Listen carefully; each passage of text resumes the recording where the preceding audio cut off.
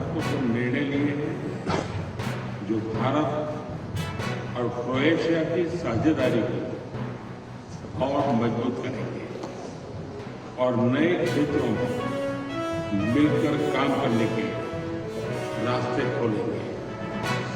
आइए हम सब मिलकर प्रधानमंत्री जी के उत्तम स्वास्थ्य के लिए हमारे दोनों देशों के बीच घनिष्ठ मित्रता को और सुदृढ़ करने के लिए और हमारे लोगों की निरंतर प्रगति और समृद्धि के लिए शुभकामनाएं व्यक्त करें।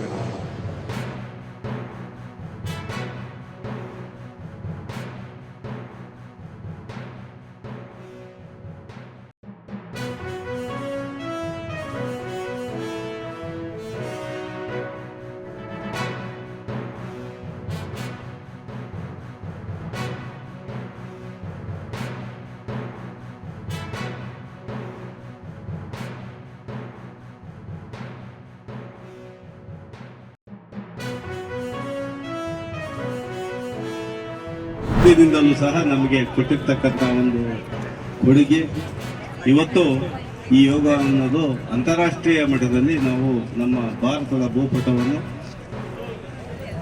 ಎಲ್ಲೆಡೆ ಪಸರಿಸುವಂತೆ ಮಾಡಿದ್ವಿ. ಇವತ್ತು ನಾವು ಯಾವ ದೇಶಕ್ಕೆ ಹೋದ್ರೂ ಎಲ್ಲಿ ಹೋದ್ರೂ ಯೋಗ ನಾವು ಕಾಣಬಹುದು.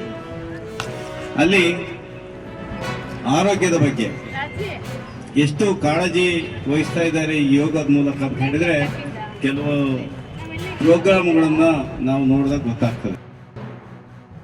ಆ ಕಾರಣ ಅದನ್ನು ತಪ್ಪಿಸುವ ಸಲುವಾಗಿ ಆಯುಷ್ಯನ್ನ ವೃದ್ಧಿ ಮಾಡುವ ಸಲುವಾಗಿ ತಮ್ಮ ಚೈತನ್ಯವನ್ನ ಪ್ರತಿನಿತ್ಯ ಅವರು 24 ಗಂಟೆ ಕೆಲಸ ಮಾಡ್ತಾರೆ. ಆ 24 ಗಂಟೆಯಲ್ಲಿ ಅವರಿಗೋಸ್ಕರ ಯಾರೋ ಒಂದು ನಿಮಿಷನೂ ಇಟ್ಕೊಂಡಿರೋದಿಲ್ಲ.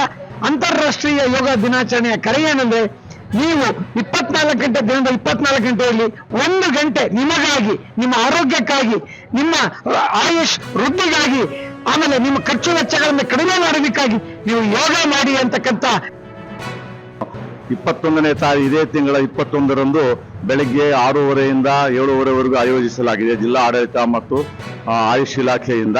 ಇದು ಬಹಳಷ್ಟು ಜನಗಳಿಗೆ ಸಂಪದ್ಭರಿತ ಮತ್ತು ಆರೋಗ್ಯವನ್ನು ಕೂಡ ವೃದ್ಧಿ ಆಗುತ್ತೆ.